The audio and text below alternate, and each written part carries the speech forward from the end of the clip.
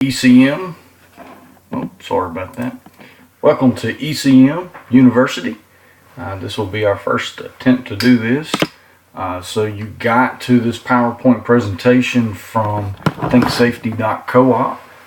Once you finish watching this video, there will be 10 questions to watch. You'll go back to thinksafety.coop, and where you found this PowerPoint, basic underground basic lineman school grounding, where you clicked on that, right under there will be a test tab, and you can open up that tab and take those questions.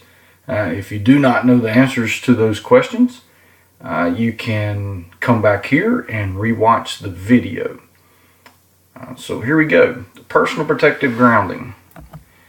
Why do we ground? Basically because it's a requirement according to OSHA 1910-269. In the OSHA standard, you'll find the means of grounding, the reason for grounding, purpose of grounding, stuff like that. And it is an OSHA non-negotiable requirement to work in de-energized condition.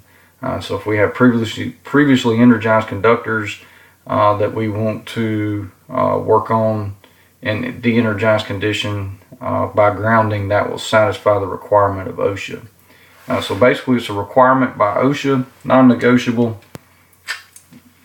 to satisfy its requirements for de-energized condition.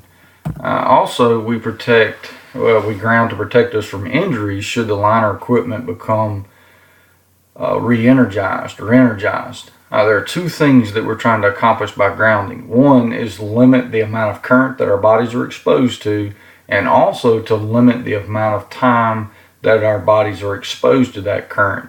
And by taking a set of grounds that you already have on a truck that you work on a daily basis and arranging them in different ways, you can affect both of those things. You can both limit the amount of current your body is exposed to, and then also you can limit the amount of time that your body is exposed to that current. And we'll explore those as we go along. How can a line become re-energized? Well, basically the common culprits that we deal with each and every day, energy source control devices such as breakers or reclosers, switches, hotline clamps, but those are the things that we work with on a daily basis. We know what they are. Also a requirement for de-energized condition is lockout tagout. It'd be 1910-269N. So in there it says that you have to have the line disconnected, and also by the means of a visible opening. So for reclosures there, the hotline clamps would have to be taken off the line, or if it's made up on solid blade switches, those would have to be open, thus giving us a visible opening. Switches, if a line or device is fed by a switch, definitely that switch would need to be open. That would satisfy the need for a visible opening. We also have to render those devices inoperable. One way we do that is make sure that especially a device that we're working on is in a state in which it can operate, and then also those switches and disconnecting means have to be rendered inoperable. So it would take a great deal of effort or special knowledge, definitely some knowledge that an individual in the industry would know. But more than less, members of the general public couldn't reconnect those disconnects. Hotline clamps, there again, we can achieve a visible opening with those, rendering them inoperable, but maybe tightening them up on a neutral or something like that, just where to be sure that they can't make the line operate, they can't get back in it. So another way that a line become re-energized by members of the public or fellow employees. Fellow employees, that's happened a couple times in our state. That is one of the reasons that we do lockout, tag out. If we had the tags on the pole stating who's in charge of this device, who's holding the clearance, making our presence known, working behind this device, letting people know how we have the device held, and also how we want the device to be activated. Which basically we don't.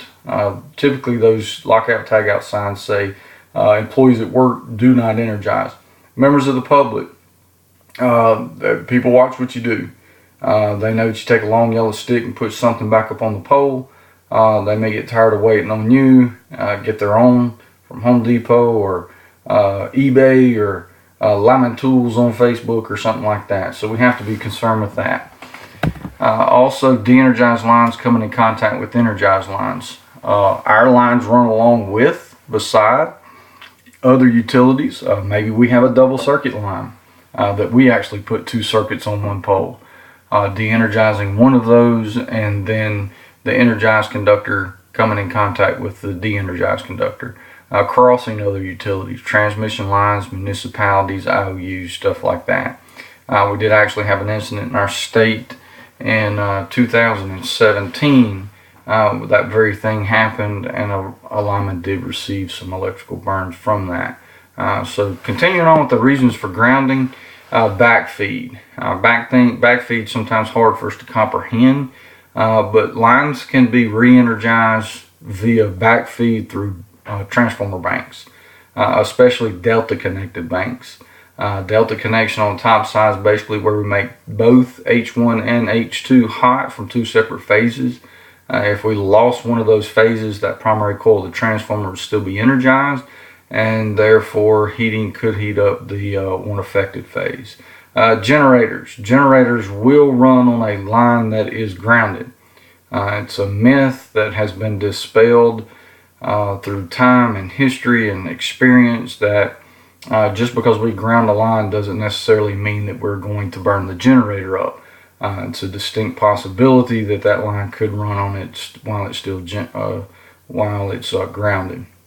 A lot of it has to depend on the distance the grounds are from the generator, the amount of load that's already on the generator, the resistance of the wire between there. Different size wires will complicate this as well. But there are some incidences where a few people have been injured. One fatality that I know of on a grounded line with a generator running on it. Guy had one set of grounds on it, opened the conductor, and he became a path to that set of grounds.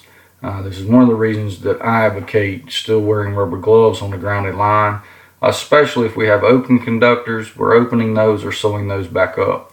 Solar panels, that's another source of backfeed that can be fed back on our line from the load side. Solar panels, solar farms, we are starting to get a good many of those.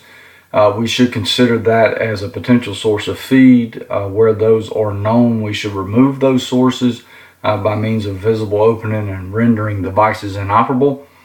One of the things that bothers me or concerns me about solar panels are the homeowner versions. All solar panels that are hooked to utility power are supposed to have utility source sensing contacts, and meaning that when utility power has been lost, those contacts are supposed to open. Couple problems there. One is that's not a visible opening for us. We can't see where they opened. Also, it's a man-made device that could fail, and then also lightning could have already welded those things shut and not opening at all. The mechanism triggers them to open, but they don't. So that needs to be considered as a potential source of feed as well. Requiring visible openings, rendering devices inoperable as well. One of the places that most concerns me is homeowner versions, and let's say that we have a service torn off of a house. The ends are, torn off of the transformer. Say a big pine tree or pine limb falls on it, snatches it away from the transformer, and then you have the end of that triplex out there in the yard. Us going there to restore that power, coming in contact with the ends of those conductors, and then there's definitely enough current there from a solar panel to cause us some problems. So opening meters, taking meters off of houses before we work on services and putting those back up, and then we need to be concerned with that as well. Wind turbines, don't see those very much in our area, but definitely another great reason at any time that we're working on a line to consider the meter as a potential source of feed and get us a visible opening there and render that device inoperable. I suggest that we take the meter completely out and put a meter cover on that meter base. Capacitor banks, put that in red there. That's something new that we're having to deal with. Typically the 2 bushing capacitors, obviously we make one bushing hot onto the primary line, And typically the other bushings we tie together, especially in the three-phase configuration, and ground those down. There are some systems that are not grounding those because it puts some noise back onto the system that doesn't allow their AMI, automatic read meter system, to work. So they're floating those. Capacitors work fine that way, but if we have a three-phase line that does not have a gang operated device on it and we lose one phase, we can, on 7200, we can heat a line back up to about 3500 volts, back feeding through a capacitor bank. When that needs to be considered as a potential source of feed. Visible openings rendering those devices inoperable, especially inside of our grounds if we choose to bracket ground, which we'll talk about more in just a minute. Induction. Induction is a strange animal. It's even more difficult to understand than backfeed. Hopefully through basic electricity soon you'll get a good understanding of what that is. But induction, basically a brief definition of induction is that one circuit can set up current flow in another circuit without an electrical connection. They do not have to be touching. Basically, our whole system works on induction. We use that to our advantage in a lot of places. But this is a disadvantage for us. If we have a line that we're working on in de-energized condition and it crosses or parallels another circuit, doesn't have to be a transmission line. Definitely transmission line would have more of a threat of injury to us. One of the things that bothers me about induction and our normal grounding practices is that we never remove our source. We're not going to be able to call a transmission utility and ask them to de-energize a transmission line so that we can pull up a single phase tap. That's a strange thing for us, hard to deal with. Well, one of the things that we kind of create problems with ourselves is thinking by grounding a line it's become completely safe. It does make it safer, but when we put a set of grounds on a line that has an induced voltage on it, basically we've just given that a new path. And if we have open conductors, we're tying conductors together, wires torn off a pole, and then we're putting it back up, and we go to make that connection to the two ends, we could become a path to our grounds. So definitely on open conductors and wires torn down, we're opening wire, tying wire back together. I do definitely advocate grounding on both sides of that, and then still wearing our rubber gloves to be sure that we're caring for ourselves there. Lightning. Lightning, definitely a direct strike of lightning on the pole that you're on is not a whole lot anybody can do for you. But if lightning did strike a line down, the line from us, grounds could help to intercept a good bit of that voltage and current and help protecting us there. So how do grounds protect you? They're not magic. Definitely they have a specific thing that they're accomplishing when we put them there. But just because they're there doesn't necessarily mean that we're completely protected. And so how do they protect us? Well, basically they protect us by de-energizing the line. One of the common myths about grounds is that they stop the flow of electricity. And as we'll prove here in just a minute, that's just not necessarily so. So grounds are a low impedance path connection to the source, to the ground grid of the system. So basically all we do is take a very high capacity wire. Low impedance means low resistance. And we put some connectors on the end of it, and we connect it to the previously energized wire and to our system neutral, the ground grid. Once we do that, if the line became energized, the current would raise on the system because we have a low impedance path to ground. And if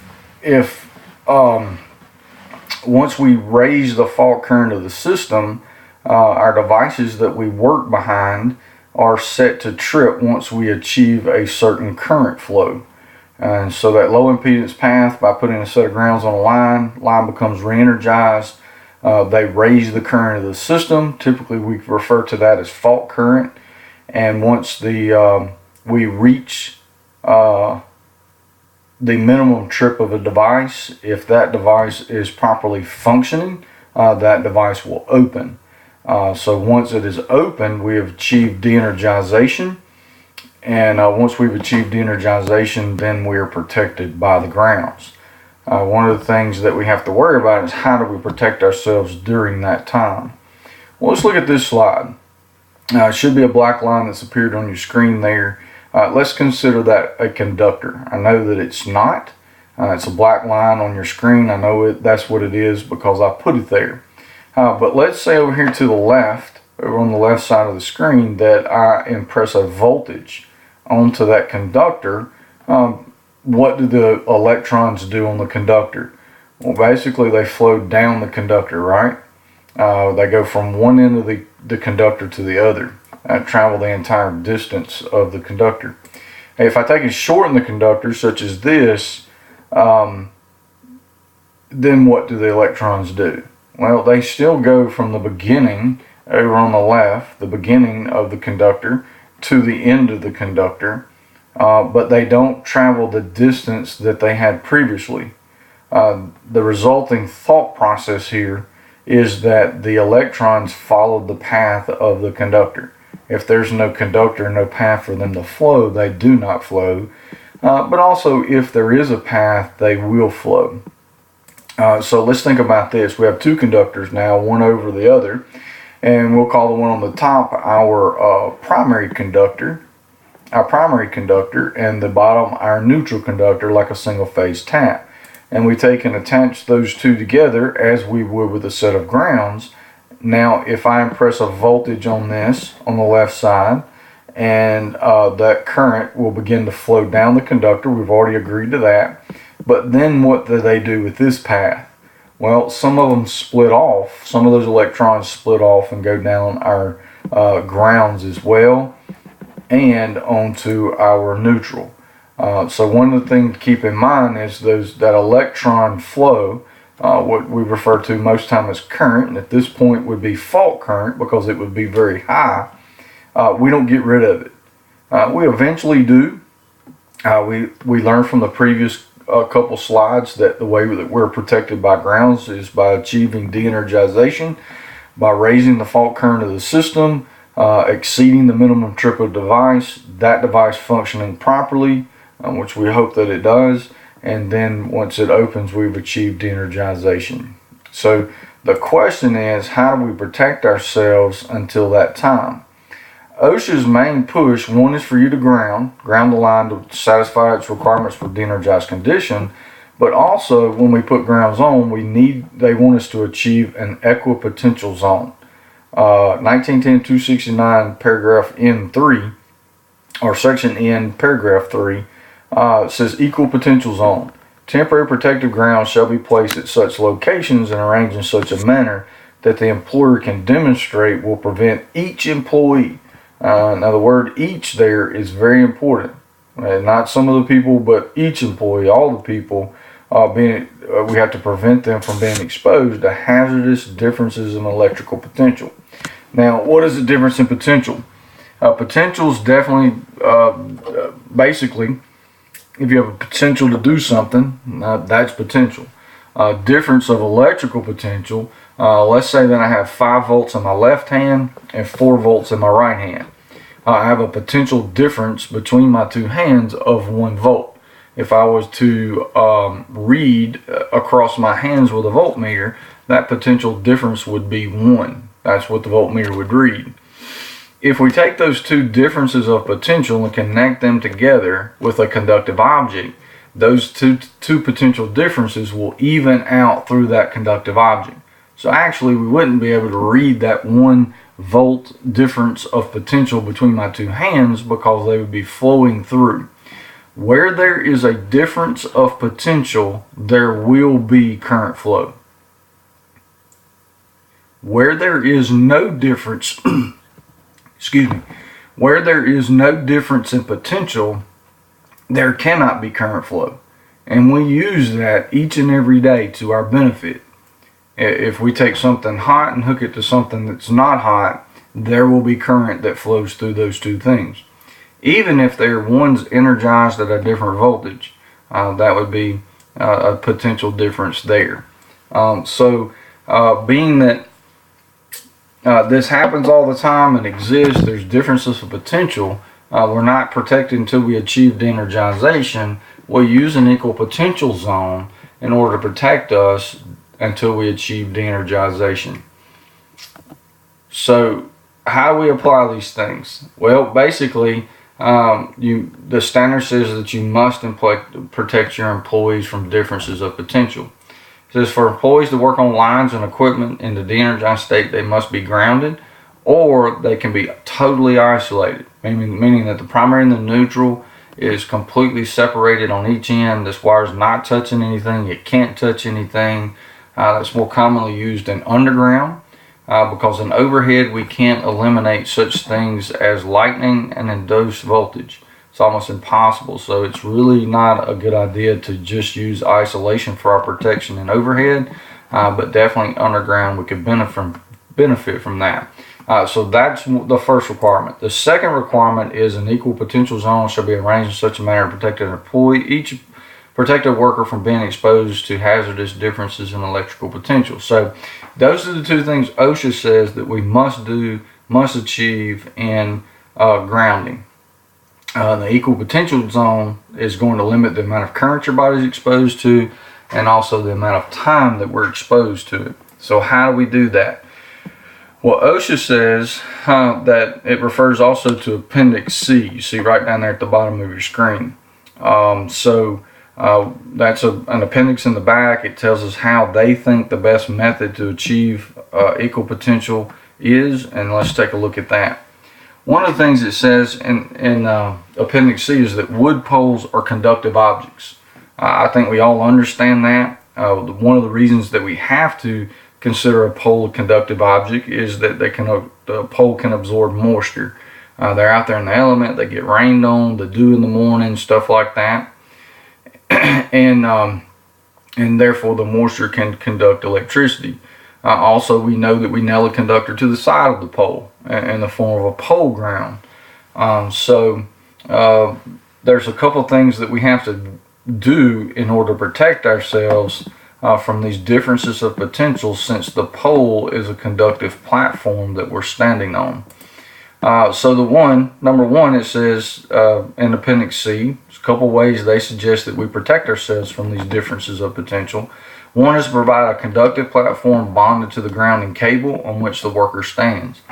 Now, I don't know about you, but in my experience, I've got enough stuff to tote out there in the woods and around behind the houses. So I don't even know what a conductive platform is that we would take up there. But basically what they're saying is you have to have something, a conductive platform you take up there, bolt it onto the pole, strap it onto the pole somehow or another, and then bond it to the neutral. Okay, and then it would be bonded there and you could stand on it.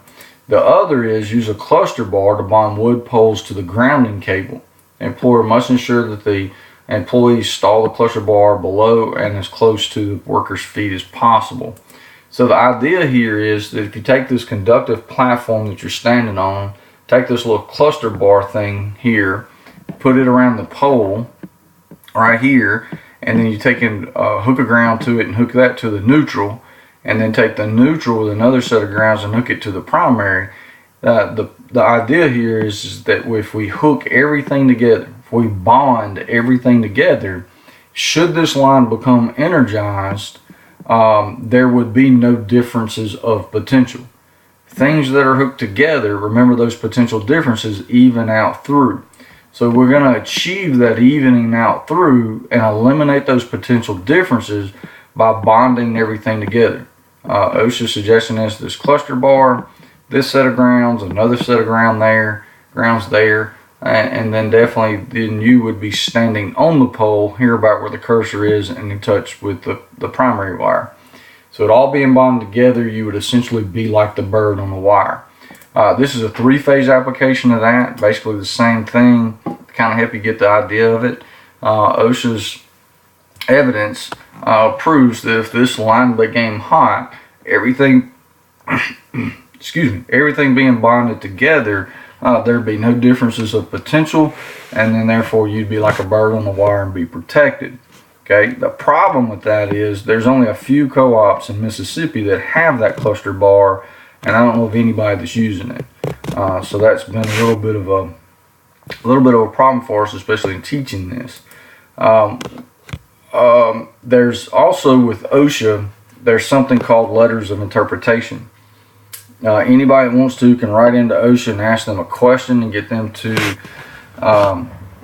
to interpret a question and or interpret a regulation. And definitely somebody wrote in and asked for an interpretation of this Appendix C.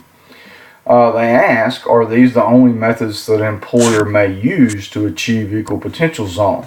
The conductive platform bonded to the system neutral, or the cluster bar. OSHA came back and said no, Appendix C is non-mandatory. Employers may set their own grounding practices.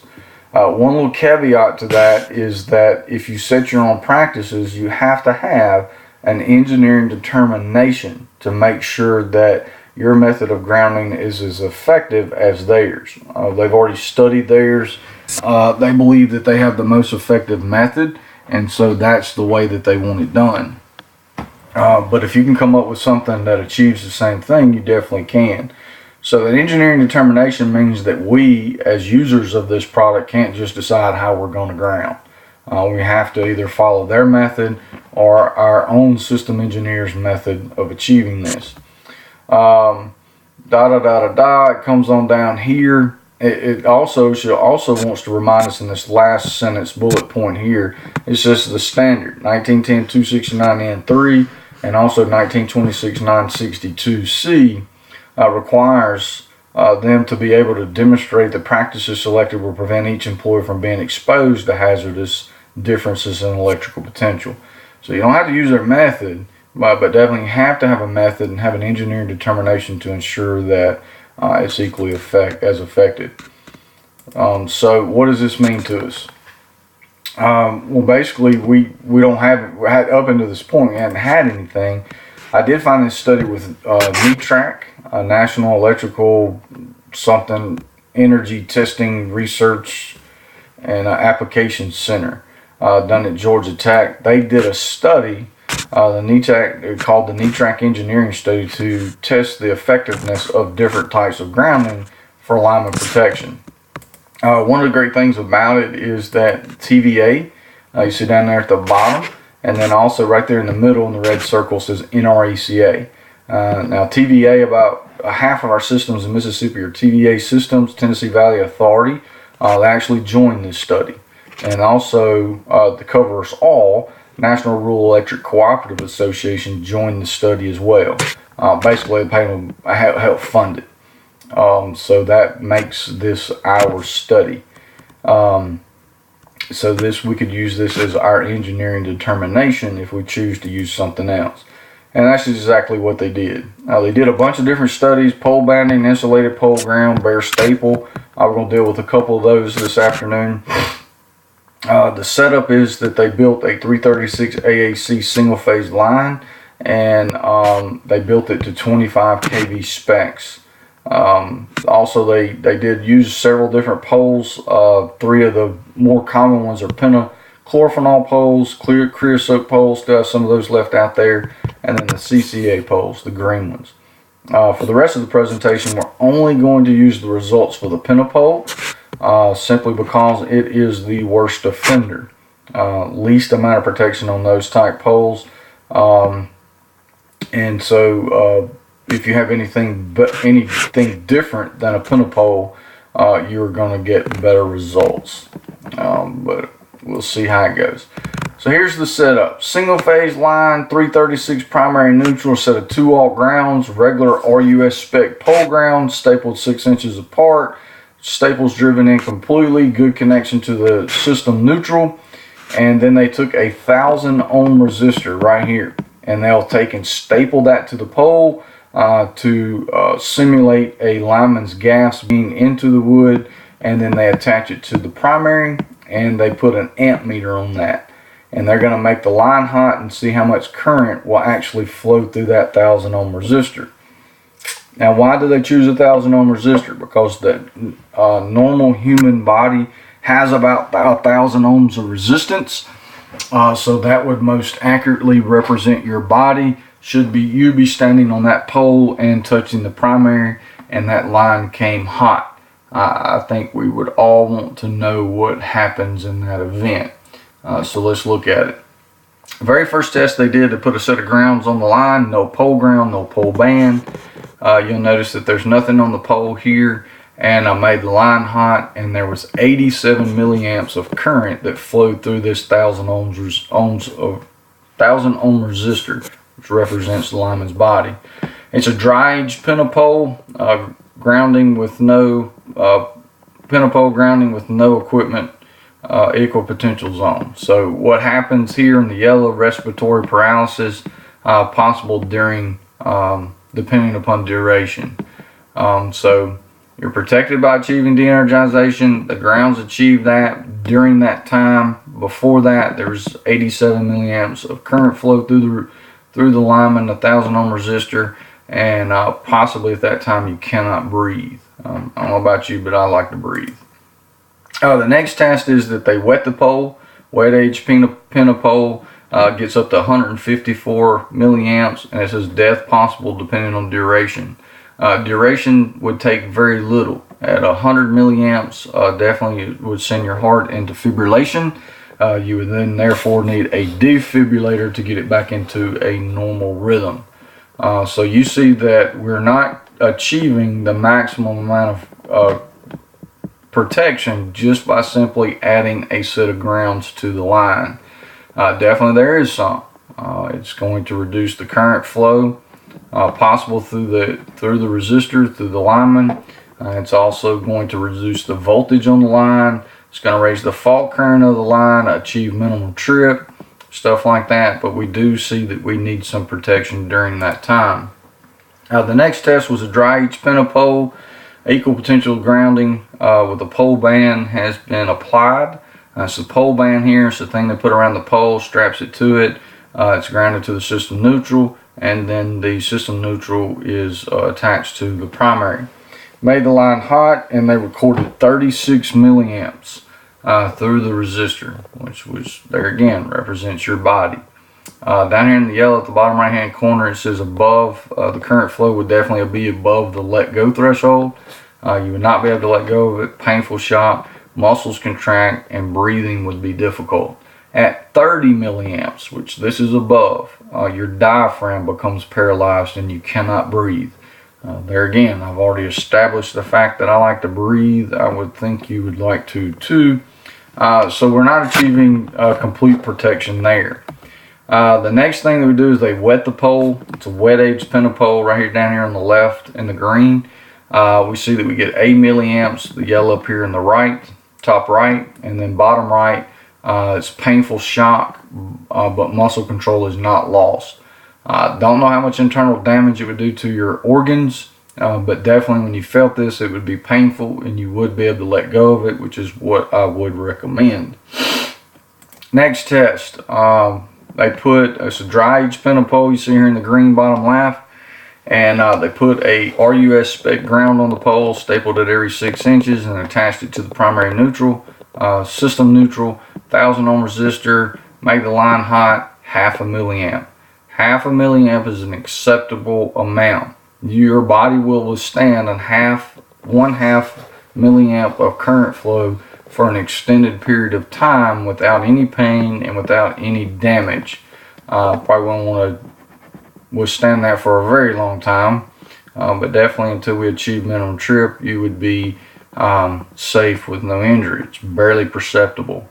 Also, we see that the wet edge pentapole, we have the same RUS spec pole ground bonded to the system neutral.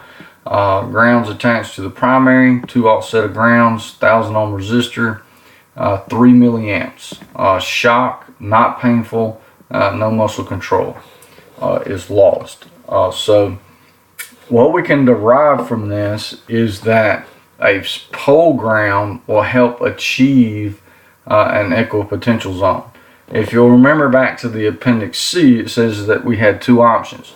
One, to have a conductive platform to stand on, and then also that conductive platform being bonded to the system neutral. Well, what we have here is the pole. We also know that OSHA says that a pole, we have to consider it a conductive object. So what we already have our conductive platform to stand on up the pole. It's not actually something that we have to take up there. It's already there. And then by taking our pole ground up the pole and then bonding it to the system neutral, essentially we've satisfied Appendix C. And now we have an engineering study that proves that to us. So the most effective to least effective method to reduce current flow through the worker, one is a bare staple ground or a pole ground. What we need to do is make sure that we're grounding at the work site, and that also our pole ground, the staples are stapled in completely, and that we have a good connection to the system neutral. The next is the pole band, and then also the insulated pole ground, which I don't know of any of our systems that have that. Just to put it in perspective, a little graph here, we see that with no protection, no pole ground, pole band, 87 milliamps of current flow. By adding the pole band, we bring it down to 36. By taking that off and installing a pole ground, we get down to a half a milliamp. You can even go back and put the pole band on with the pole ground, and you still achieve a half a milliamp of current flow. So essentially the pole band has no effect at this point. Wet pole, no protection, just a set of personal protective grounds on the pole. You have 154 milliamps. We know that that's above the threshold of putting your heart into fibrillation. We want to avoid that. And then also by putting just a pole band on, that brings it down to 8. Take the pole band off, put a pole ground on, we come down to 3 milliamps, and then the pole ground and band is 3 milliamps. So what am I asking you to do today? Basically what I'm asking you to do, if you get ready to climb a pole to do any type of work on that pole in de-energized condition, definitely we've done lockout, tag out, visible opening, render device inoperable. I got tag on the pole, dispatch knows where we are. As you climb the pole, inspect the pole ground and put a set of grounds on at that pole. Make sure that your staples are stapled in on the pole ground and that you have a good connection to the system neutral. Also, if you have open conductor, meaning the wire is broken, I recommend that you ground on both sides of you at that point, and that you still wear your rubber gloves, because you could be a path to those set of grounds. Doing that will definitely go a long way to extending your protection in de-energized condition.